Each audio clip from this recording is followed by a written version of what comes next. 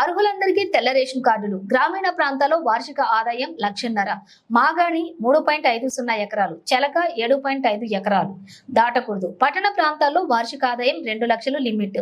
విధి విధానాల రూపకల్పనలో రాజకీయాలకు అతీతంగా ప్రజా ప్రతినిధులను భాగస్వామ్యం చేసుకోవాలి. లోక్సభ, రాజ్యసభ, శాసనసభ, శాసన మండలి సభ్యుల అభిప్రాయాలను పరిగణలోకి తీసుకోవాలి.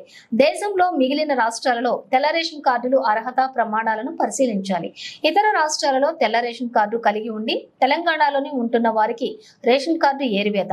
కొత్త రేషన్ కార్డుల మంజూరీపై మంత్రివర్గం ఉపసంఘం నిర్ణయాలు.